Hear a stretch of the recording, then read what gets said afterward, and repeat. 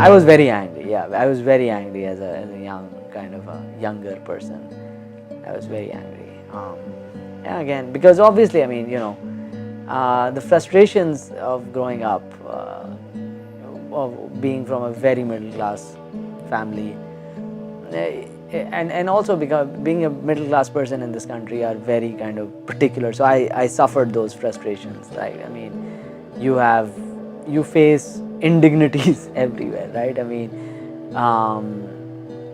because you do not have the money, right? So you cannot really have a girlfriend if you don't have a car, right? You cannot really, so you cannot really have a relationship, practically speaking, if you do not have a way to kind of take yourself around the city, right?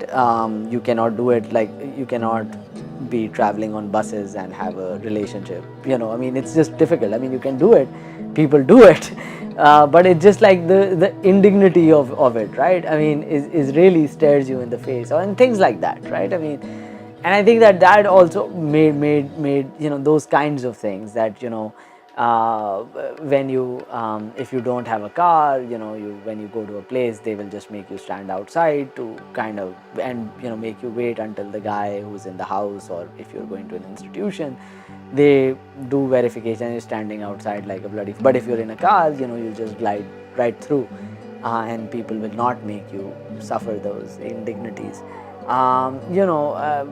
In hospitals and practically everywhere, you feel that you are less human, precisely because you are treated like dirt. So I think that a lot of anger was that, and obviously, one is also much more idealistic at the time, so one also feels indignant with so many things that you feel can be done differently, but they're not. You have your roti kapda makan is taken care of. Your biggest problem is really of intimacy, of being physically intimate with someone. And again, you are at an age where you physically want it. That is actually the thing you want the most in the world. Baki to sab are abstractions, right? I mean, job, what do you want a job for? Precisely for this. Why do you want a car for? Precisely for this. Why do you want a house for? Why do you want like a space? Is precisely so that you can be intimate, physically intimate with someone, right? That is really at the and the kind of society where we live in, and particularly when we were growing up, we were even more a repressed society than we are right now. We are much more open now, but when we were growing up, I mean, when we were in our teens and post-teen, in our 20s, we were super repressed. Like, you could not go to parks, you could not go to, I mean, the only places, there were like literally specific places on the entire map of the city where you could sit with a girl and people won't stare at you, right? I mean, those places were literally, you could count them on your on your maybe one hand or two hands at best, right? That's it.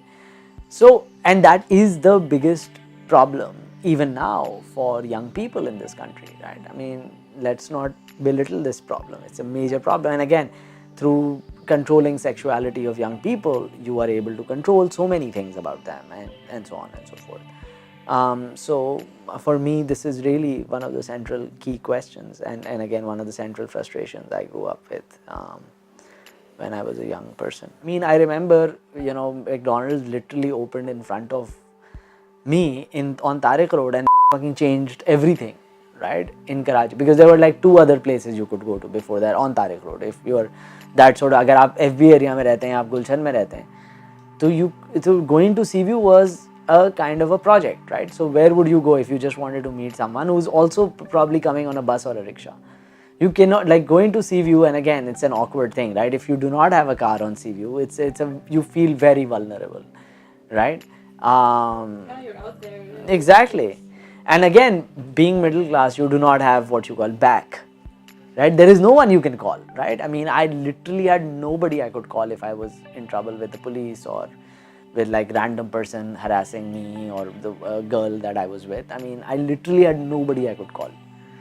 And that was a constant thing. I would constantly, like, literally I would fantasize while I was out in the city, either alone or with someone, that who could I call if something went wrong. And that is a feeling that is permanent if you're middle class in Karachi, that who will you call if something goes wrong, right? And there is so much that can go wrong. On a bus you can have fights, and you do run into fights, have fights with people, right? There are uncles who start touching you in an inappropriate ways. There are all kinds of shit that goes on, right? What can you do? You feel so vulnerable, you can't go to the police. So that's constantly like on your mind, right? And it's a very real thing. That's a very important part of being in these kind of cities. There is this sense of precariousness that accompanies your experience.